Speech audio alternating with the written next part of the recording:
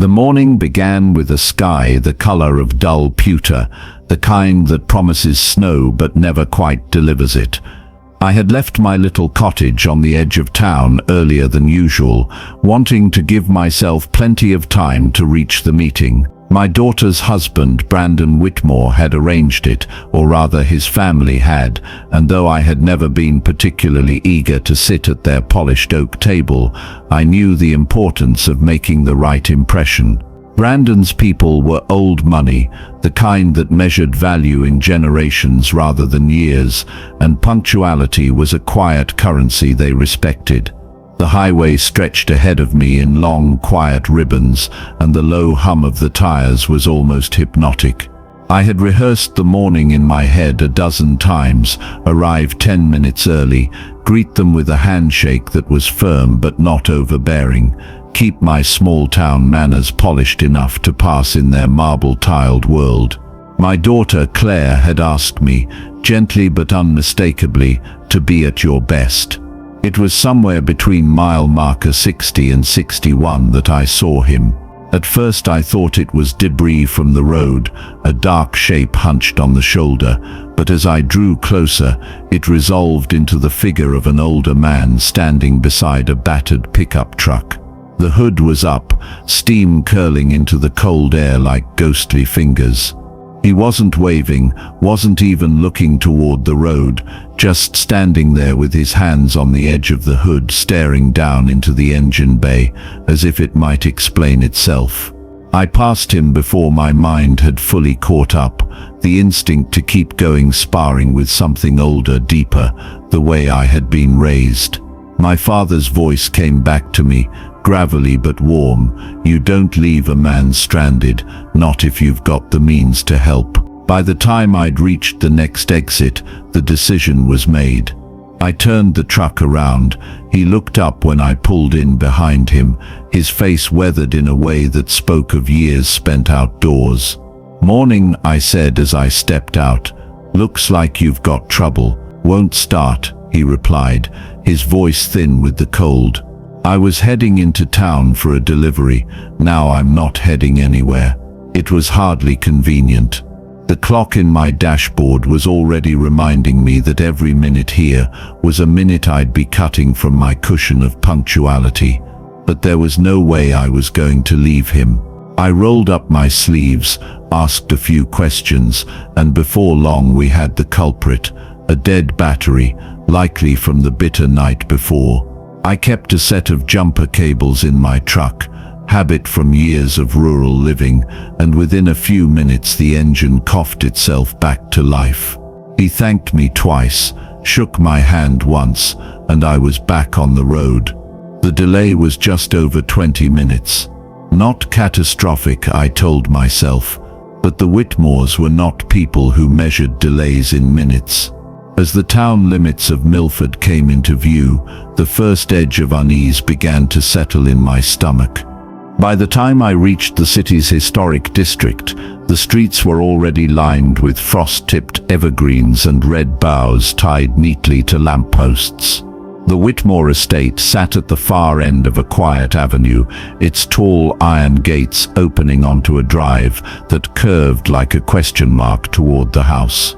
The building itself was a monument to generational wealth: slate roof, stone facade, windows trimmed in dark wood that gleamed even in the pale winter light. I checked the clock again before pulling in. 10 minutes past the agreed time. Not the sort of offense most people would blink at, but in this household, even small delays had the weight of insult. I had seen the way Brandon's father, Gerald, checked his watch when a waiter was slow to refill his glass. Claire met me at the door, her smile pleasant but tight at the corners. "Dad, you made it," she said, stepping aside to let me in. She glanced toward the hallway beyond, where the low hum of conversation suggested the rest of the family was already gathered. "They've been waiting." I shrugged off my coat, offering a brief apology. Ran into a man broken down on the side of the road. Couldn't just leave him there. Her eyes flickered, a blend of admiration and quiet worry. "You know how they are," she said under her breath, smoothing a hand over her dress as if to compose herself.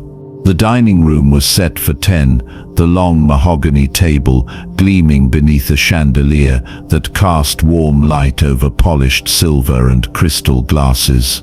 Gerald sat at the head, his posture as rigid as the high-backed chair. To his right was Margaret, his wife, whose smile never seemed to reach her eyes. Brandon occupied the seat beside her, looking every bit the part of the favored son, tailored suit, hair neat enough to have been arranged by a stylist. "Lawrence," Gerald said, using my full name as though the shorter version were too familiar. We were just beginning to wonder. I took my seat, offering another apology as I explained about the stranded driver. It didn't seem right to pass by without helping, I said, my tone steady but not defensive. Gerald's mouth pressed into a thin line. Admirable, perhaps, but timeliness is a sign of respect. The words landed like a soft slap, polite enough to be deniable, pointed enough to sting. Around the table, conversation resumed, but I could feel the slight coolness in the air, as though my small act of decency had been weighed and found inconvenient. I let it go. They could see my lateness as a flaw, if they wished. I had no intention of apologizing for living by my own code, one my father had instilled in me long before I knew the Whitmores existed. Still, as I sipped from the crystal glass and let the muted chatter wash over me, I had the distinct feeling that today's lateness was not something this family would set aside quickly. In their world, first impressions were currency, and I had just given them the smallest crack to chip away at. The conversation over the first course was polite enough on the surface, but beneath it ran a current I had felt before. The deliberate assessment of people who saw themselves as gatekeepers to something larger. In the Whitmore family's case, that something was not only wealth, but influence, connections, and a social standing that could open or close doors with a single whispered remark.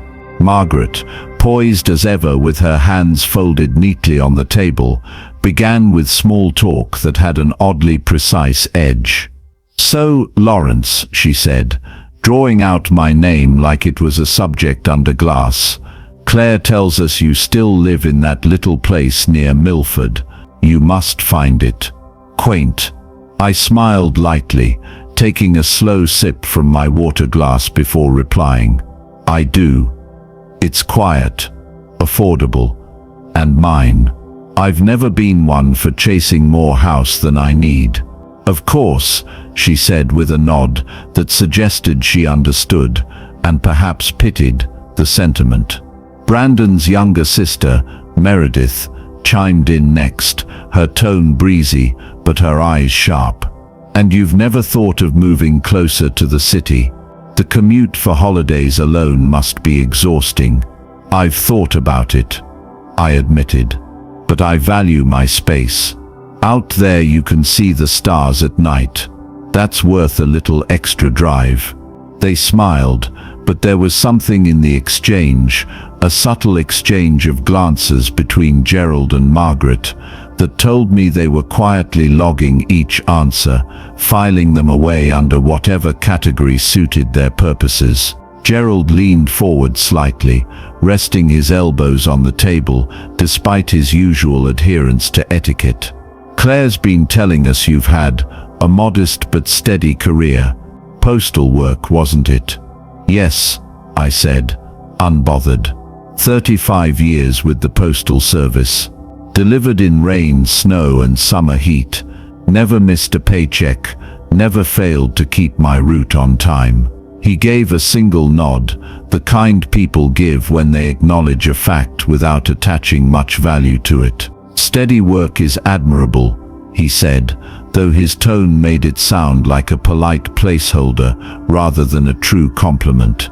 Through all of this, Claire remained mostly quiet, answering the occasional question about her work, her home, her children. But every now and then, she would glance at me, her eyes carrying that faint, worried plea, as if she knew the Whitmores' approval was a game I neither understood nor cared to play. As the meal went on, their questions became less about me and more about what I might represent. My home, my income, my lifestyle. They were probing for the boundaries of my worth, the invisible tally they could measure against their own. I kept my answers calm and even, offering nothing more than what I wanted them to have. Let them draw their conclusions. I had learned a long time ago that when people decide to judge you, the less material you give them, the harder it is for them to draw an accurate picture. But still, I could feel it, the unspoken verdict forming, brick by brick, behind their polite smiles. The main course arrived on warmed plates, served by a pair of staff members who moved with the silent efficiency of people who had worked in this house for years. The aroma of rosemary and garlic clung to the air, and the gleam of silver carving knives caught the chandelier's light. Yet for all the elegance of the setting, there was an unmistakable shift in tone. It began with Gerald. He had been quiet for several minutes, listening more than speaking, but now he set his wineglass down with deliberate care, the faint ring of crystal against wood pulling the table's attention to him. "Lawrence," he began, his voice smooth but edged, "I've always believed that a man's choices are a reflection of his ambition. You seem content with what you have. But do you ever regret not aiming higher?" It was the kind of question designed to sound conversational, but its real purpose was to draw a line in the air, a line between his world and mine. I set my fork down slowly, meeting his gaze. "Ambition comes in different shapes," I said. "Some people measure it in titles and accounts. I've measured mine in the way I've lived my life, the people I've helped, the promises I've kept." There was a pause, just long enough for the faintest crease to appear between his brows. "Of course," he said, as if closing a topic that had already served its purpose.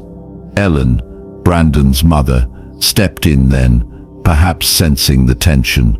"And family, of course, is part of that measure," she said warmly, though her eyes slid toward Claire in a way that felt calculated.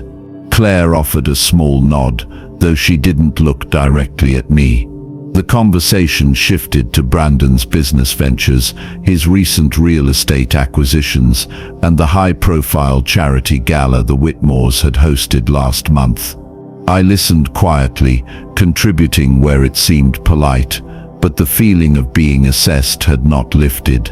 In fact, it seemed sharper now, as though my earlier answers had confirmed something for Gerald, some quiet suspicion he had arrived with. The most telling moment came near the end of the meal. Gerald was recounting a story about a mutual acquaintance, a man who had refused a lucrative investment opportunity. "Some people," he said, cutting neatly into his roast, "just don't have the vision to recognize their own potential. They're satisfied with small lives." The words were not aimed at me directly, but they didn't need to be. They hung in the air like a well-placed dart, the tip glinting in the light before sinking home. I didn't rise to the bait. If there's one thing I've learned, it's that in rooms like this, silence can be a sharper answer than any retort. Instead, I simply sipped my wine, letting him wonder whether his barb had struck or slid harmlessly aside. But I understood something then. This was not a family dinner. It was an audition, and I had no intention of performing for their approval. When dessert was served, some intricate confection of layered pastry and cream, I found my appetite had waned. I made a show of tasting it, offering polite appreciation, but my mind was already elsewhere. I could feel the stiffness in my shoulders from holding myself in a room where every word seemed to land on a scale, weighed and measured for merit. As the conversation drifted toward the Whitmores' upcoming travel plans, I caught Claire's eye across the table. There was a question in her gaze, though she masked it quickly with a practiced smile. I waited for a moment when the others were engaged in their own threads of chatter before leaning slightly toward her. "Could we step out for a moment?" I asked quietly. She nodded, her expression unreadable. A few minutes later, she excused herself under the pretense of checking on the children upstairs, and I followed her into the hallway. The shift in atmosphere was immediate. Gone were the heavy chandelier light and the layered voices. Here the only sound was the soft ticking of a grandfather clock and the muffled hum of distant conversation. "What's on your mind?" she asked, folding her arms lightly. "I could ask you the same," I replied. "You've been watching me all evening like you're waiting for me to step on a landmine." Her mouth tightened and she glanced toward the dining room door before answering. "They're particular, Dad. They value certain things, and when someone doesn't fit that mold, they notice." "I noticed," I said dryly, loud and clear. "I'm not defending them," she added quickly. "But they come from a different world. You've lived your life your way, and I respect that. They see things through the lens they've always known. Wealth, achievement, appearances." I studied her for a moment, the faint crease between her brows, the tension in her shoulders. "Are you worried about me embarrassing you, or about me not impressing them?" She hesitated, then sighed. "Maybe both. I want things to be easier between you and Brandon's family. It matters to him, and to me." I nodded slowly, though the words sat uneasily in my chest. "Claire, I'm not here to win their approval. I came because you asked me to. That's enough for me. But I'm not going to pretend to be someone I'm not. Not for them, not for anyone." Her eyes softened, and for a moment I saw the girl she'd once been, before the Whitmores' world had drawn her in with its glittering promises. "I know," she said quietly. "I just wish," she trailed off, then shook her head. "Never mind." We stood there a moment longer, before returning to the table, slipping back into the carefully orchestrated civility of the evening. But the conversation in that hallway lingered with me, even as the plates were cleared and coffee was poured. It told me something important. This wasn't just about a dinner. It was about a fault line between worlds, and I had just felt it shift beneath my feet. When we returned to the dining room, the coffee service had begun. Gerald was directing the flow of conversation again, recounting a recent investment in a vineyard out west, and how the climate there was perfect for long-term growth. Margaret listened attentively, adding an occasional polished remark, while Brandon nodded in the way that well-trained heirs do, supportive but not overshadowing the patriarch. I took my seat, wrapping my hands around the warmth of the porcelain cup. It would have been easy to fade into the background again, offering nods and polite smiles until the evening drew to a merciful close. But something in that hallway conversation with Claire had shifted my patience. If the Whitmores were determined to measure me, I would not stand quietly on their scales. When the topic drifted toward the importance of legacy, I leaned forward slightly, my voice calm but steady. "Speaking of legacy, I remember a winter when I was just starting out in the postal service. There was a family on my route, 3 kids, no car, living in a drafty rental out on the edge of town. One night, a blizzard hit, and by morning the roads were all but impassable. I knew they depended on me for more than just letters. Their eldest was waiting on a package from a relative, winter coats for the children. So I loaded the mailbag on my back and walked those last 2 miles through snow up to my knees. The table went still in that particular way it does when people are deciding whether a story is worth their attention. Gerald's brow arched slightly, but I continued. When I got there, the youngest couldn't have been more than 5, opened the door. She looked at me like I'd walked straight out of a fairy tale. Those coats weren't much by most standards, but to them they might as well have been gold. I don't remember what I got paid that week, but I'll never forget the way that little girl hugged that box like it was the world itself. Margaret tilted her head, perhaps searching for the angle. "That's admirable," she said, though her voice carried a note of polite distance. "It wasn't about being admirable," I replied. "It was about doing what needed to be done. In my world, that's legacy, not what you leave behind in a bank account, but the way you're remembered by the people whose lives you've touched." For a moment the room felt different. Meredith looked down at her plate, perhaps unsettled, while Brandon's expression tightened ever so slightly. Gerald, however, merely took a sip of his coffee, his gaze fixed on me with something between curiosity and challenge. I didn't expect my story to change their worldview, but I knew I'd planted something, a reminder that value can't always be weighed in dollars and stock portfolios. Whether they chose to see it or not was their choice. And as the conversation shifted once again to safer topics, art auctions, travel plans, political connections, I found myself strangely at ease. I had said my piece, and I had said it on my terms.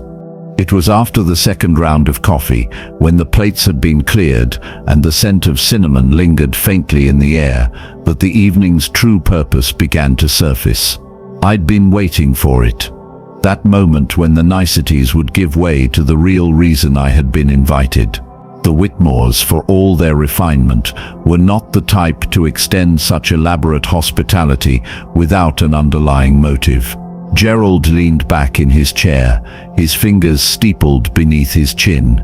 "Lawrence," he began, his voice adopting a tone that was almost collegial, "Brandon and I have been discussing an opportunity that might be of interest to you." Across the table, Brandon straightened slightly, his eyes flicking toward Claire before settling on me. "It's a project we've been working on for some time," he said. "A development in the city, high-end residential, premium location, huge upside potential." I took a slow sip from my cup, letting the warmth fill the brief silence. "And where do I come in?" Gerald smiled, but it didn't reach his eyes. "Well, we understand you've done well for yourself. Between your savings, your pension, and other assets, you're in a position to invest. And this project is one of those rare ground floor opportunities that can significantly multiply one's portfolio." There it was, the invitation wrapped in the language of exclusivity. They weren't offering me a seat at their table, they were inviting me to buy one. "I appreciate the thought," I said evenly, "but I'm not in the habit of mixing family and investments."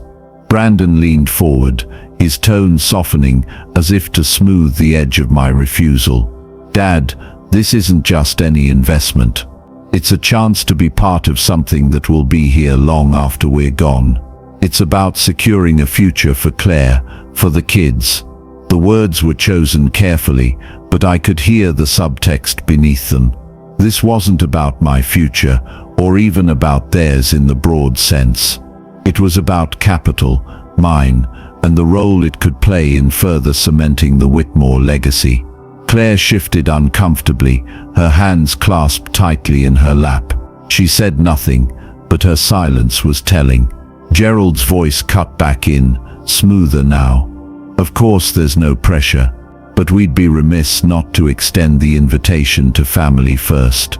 After all, opportunities like this don't wait forever." I smiled faintly, setting my cup down with deliberate care. "I understand, and I'll give it some thought." It was neither a yes nor a no, but it was enough to move the conversation along. Still, I could feel the subtle shift in the room, the calculation behind every glance, the quiet assessment of whether I was going to be cooperative or inconvenient. They had shown their hand, and now I knew the stakes. This wasn't just a dinner, it was a transaction dressed in fine china and polite conversation.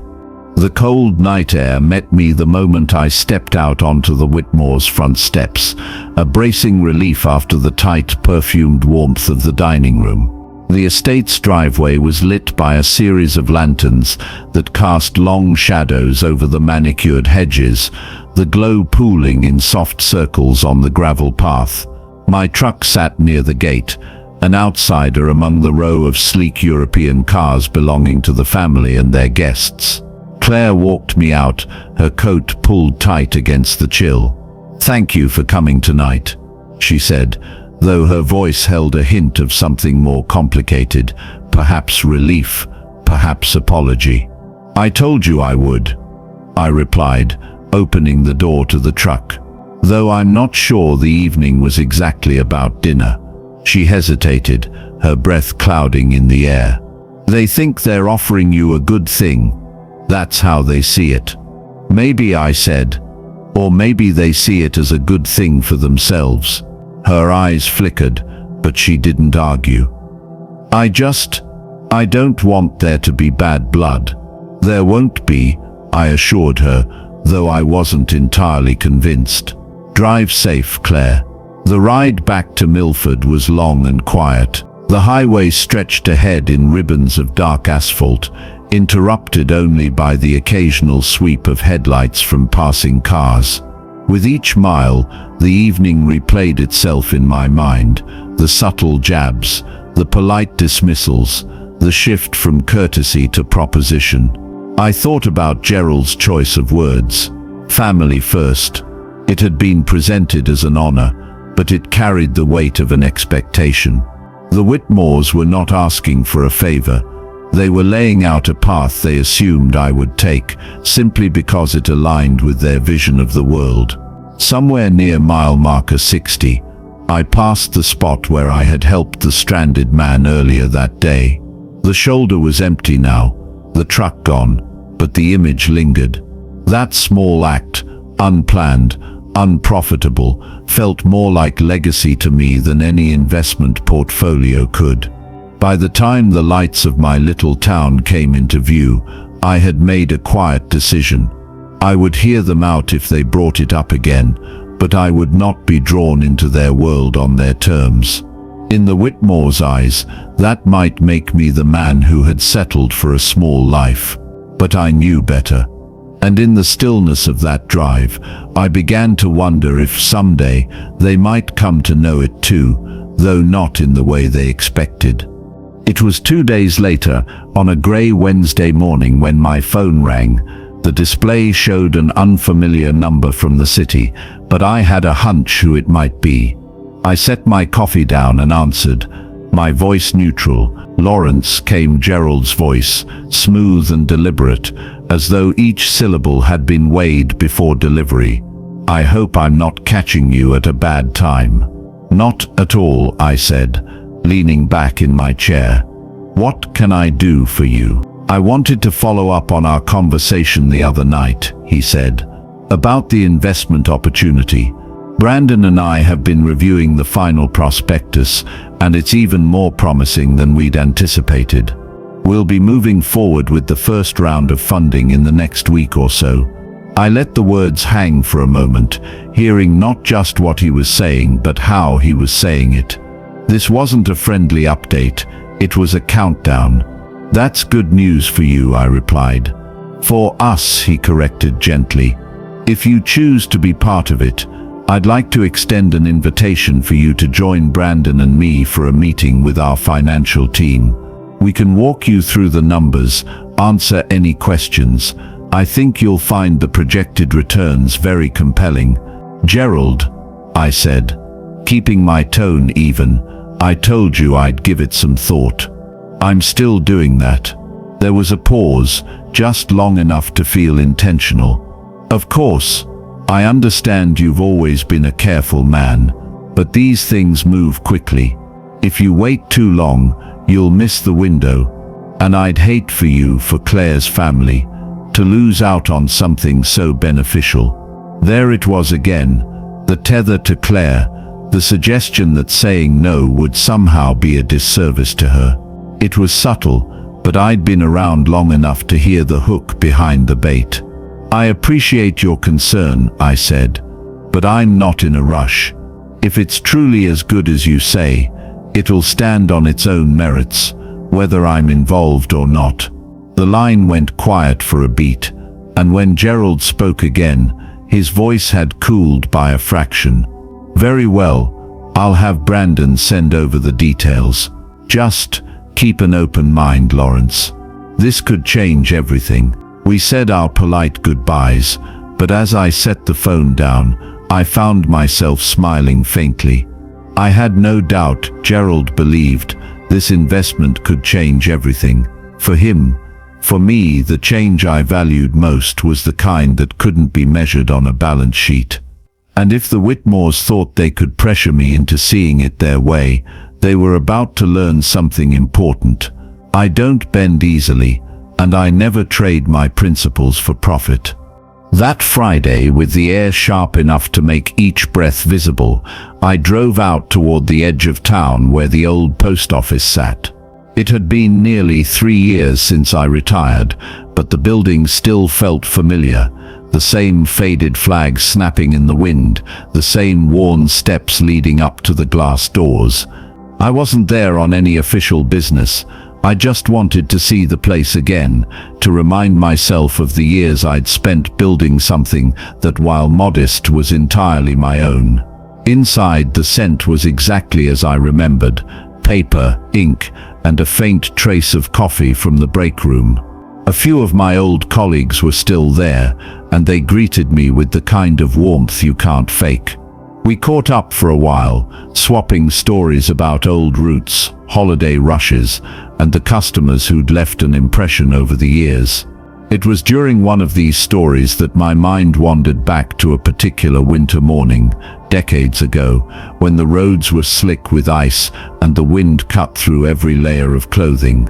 I'd been assigned a special delivery, legal documents for a family whose small farm was on the brink of foreclosure. They were good people, the sort who'd wave to you from the field and slip an apple into your bag when the season was right. I'd made sure those papers got there in time, even if it meant staying out long after my shift had officially ended. That delivery had bought them just enough time to negotiate a deal with the bank. Months later, they'd invited me to a barbecue in their yard, introducing me to friends as the man who saved our farm. I hadn't thought of it in years, but standing there in the post office lobby, the memory felt vivid enough to warm me from the inside out. On the drive home, I thought about the contrast between that day and the one I'd just spent at the Whitmores' table. In one world, value was measured in how much you could give without expecting anything in return. In the other, it was measured in how much you could gain, preferably at someone else's expense. The choice for me wasn't difficult, but I also knew that Gerald Whitmore wasn't finished trying. The man was used to getting what he wanted, and he wasn't the sort to accept a polite no as the final word. The first sign that Gerald wasn't letting the matter go came in the form of a casual Sunday afternoon phone call from Claire. She began with the usual small talk, how the kids were doing in school, whether I'd seen the latest snowfall forecast, but it didn't take long for her tone to shift. "Dad," she said, hesitating just enough for me to hear the weight in her voice. "Brandon's been wondering if you've had a chance to look over the investment proposal he sent you." I leaned back in my chair, glancing at the unopened envelope still sitting on my desk. "I've seen it. Haven't decided yet." She exhaled slowly. "He really thinks it's a good move.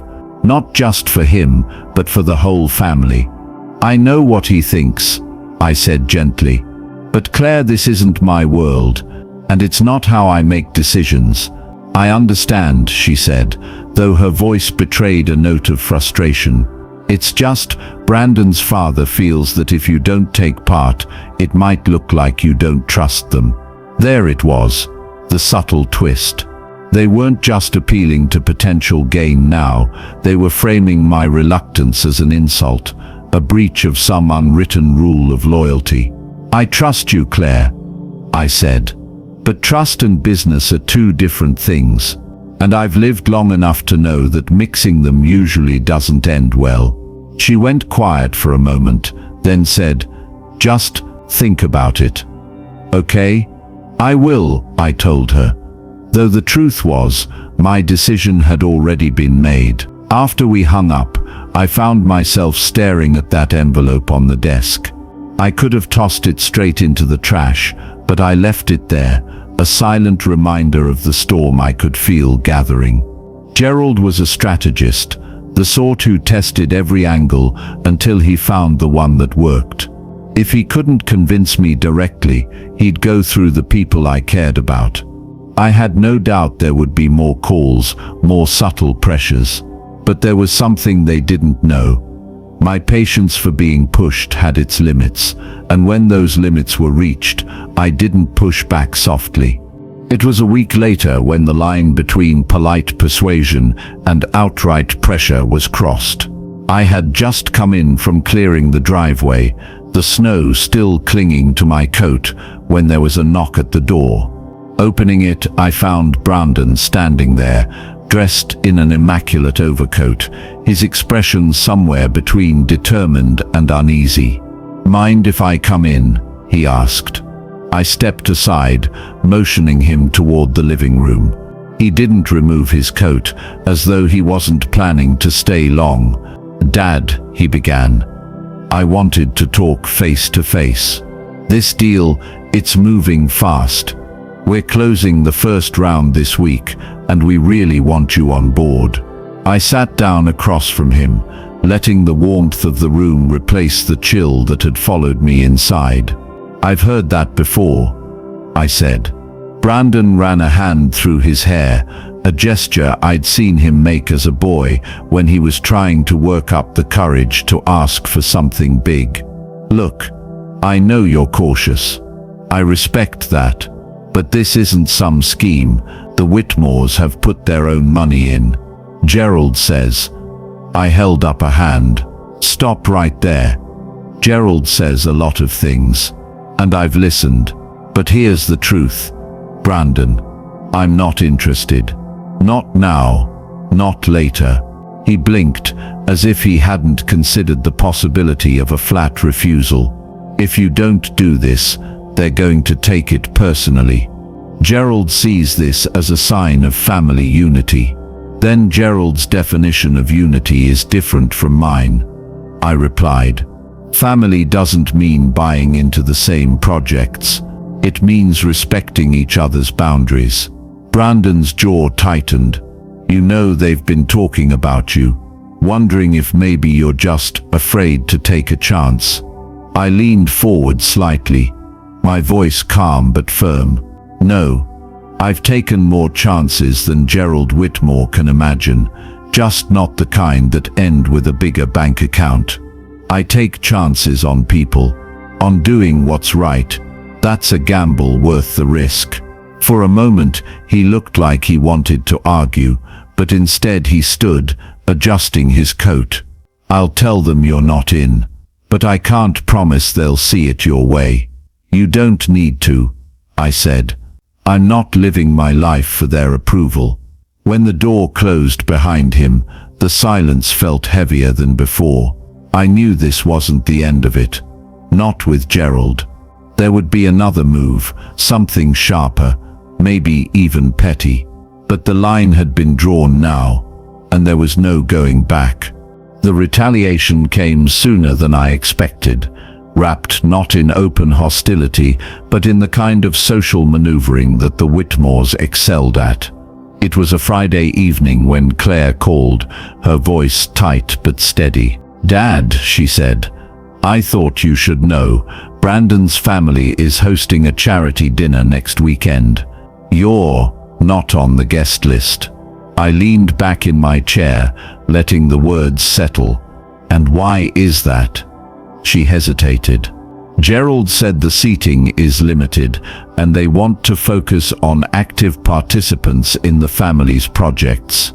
The phrase was pure Gerald, a polite euphemism with a blade hidden inside.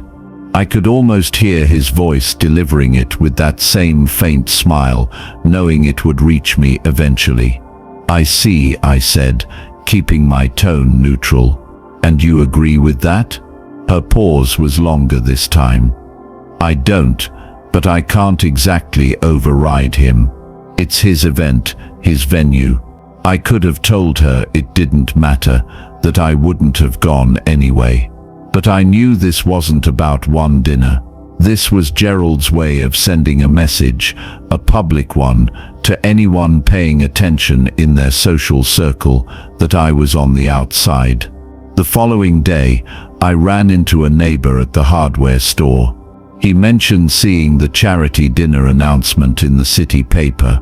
"Thought you'd be front and center for that one," he said casually. I smiled faintly.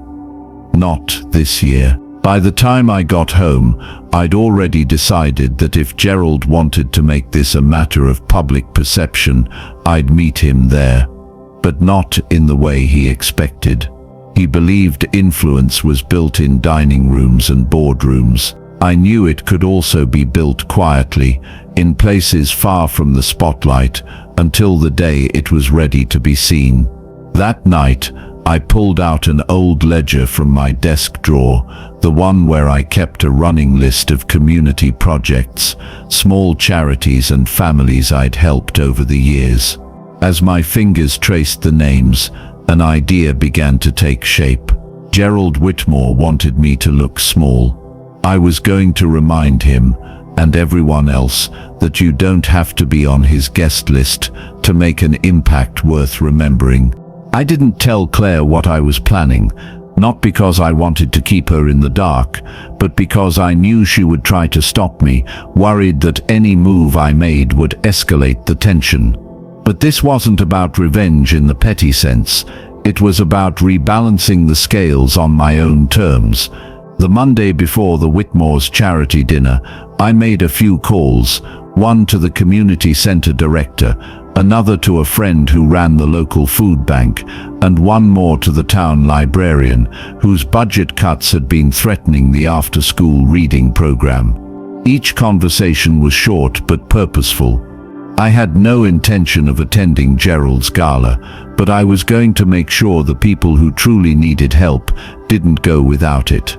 By Thursday afternoon, I'd arranged a modest but meaningful set of donations, enough to fund the reading program for another year, to restock the food bank shelves for the winter, and to cover a long overdue maintenance project at the community center. None of it would make the social pages of the city paper, but I knew exactly what it would mean to the people involved.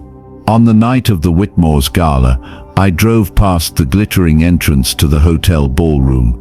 Valets in crisp uniforms moved quickly between cars, and guests in evening gowns and tailored suits streamed inside. For a moment I wondered if Gerald was watching the door, noting every arrival like a general reviewing his troops. I kept driving. 10 minutes later, I was at the community center, where a small gathering of volunteers and families was underway. They didn't care about wine lists or silent auctions. They cared that the roof wouldn't leak this winter, that the kids would have a safe place to spend their afternoons, that the shelves in the pantry wouldn't be bare. Someone snapped a photo of me standing with the librarian and the center's director, their smiles genuine, their gratitude unforced. The picture made its way onto the community Facebook page by the next morning, shared and commented on by people who knew me not as a Whitmore-in-law, but as their neighbor. I didn't need to send the link to Gerald. Word would reach him.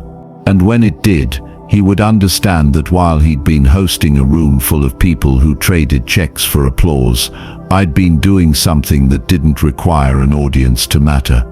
And that, I thought as I poured myself a cup of coffee the next morning, was the kind of legacy no amount of social clout could buy. It was the following Tuesday when I saw Gerald again. I'd stopped by Claire's house to drop off some tools Brandon had borrowed months ago, and there he was, standing in the driveway, speaking with a contractor about some landscaping work. He spotted me before I could leave. "Lawrence," he said, his tone smooth as ever, but with that undercurrent of calculation I'd come to recognize. "I didn't see you at the dinner." I stepped out of the truck, handing the toolbox to Brandon, who had just appeared in the doorway. "I had another engagement," I replied evenly. Gerald's smile was tight, polite. "Ah, yes, I heard about your community projects. Very noble. Though you know there's a certain scale to what we do that requires an audience." I finished for him, my voice calm. "I'm aware, but I've never been interested in measuring impact by how many champagne glasses get raised in my honor." For a moment, there was silence. Brandon shifted awkwardly, while Claire, who had been standing just inside, stepped out to join us. "I do things my way, Gerald," I continued, meeting his gaze without flinching. "Not because I can't play in your world, but because I choose not to.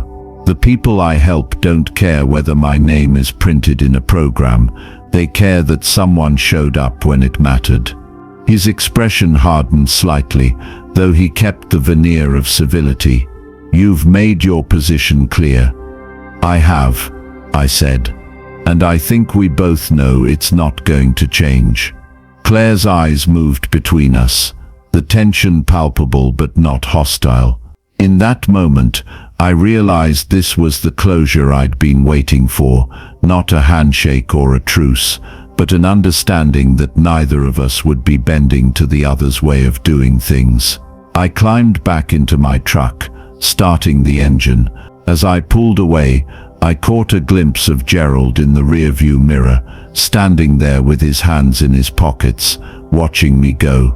There was no victory in his posture, no triumph in his expression, only the recognition that I wasn't someone he could quietly absorb into his world.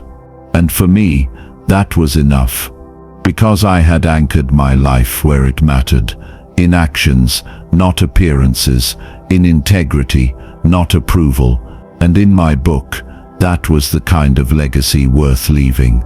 It was nearly 2 weeks later when the phone call came, not from Gerald, but from one of his associates in the city. His voice was tight, formal, the kind you use when you're trying to hide bad news. "Lawrence," he said, "I thought you should know that development project Gerald and Brandon were so keen on. It's not moving forward. The main investor pulled out after a background review, and without them, the funding collapsed. Word is, it'll be tied up in legal disputes for months, maybe years." I thanked him for the courtesy and ended the call, though a quiet satisfaction had already settled in. I hadn't needed to sabotage anything, hadn't lifted a finger. The Whitmores had built their empire on a foundation that wasn't as unshakable as they liked to believe, and the cracks had simply been revealed. Later that week, I ran into Gerald at the grocery store. He was polite, almost too polite, and didn't mention the project once. But I caught the flicker in his eyes, that brief moment when he realized I'd been right to stay out of it. I didn't gloat, didn't rub it in. I didn't need to. Sometimes the sweetest revenge isn't a grand gesture or a dramatic confrontation. It's standing exactly where you were before, untouched, while the storm someone else invited crashes down around them. That night, I drove past the community center. The lights were on, children's laughter spilling out into the cold air, the roof safe and sturdy above them. That was where my time and money had gone, and it was still standing strong. Gerald's world revolved around winning on his terms. Mine revolved around never needing to play his game in the first place. And as far as I was concerned, that was the victory that would last.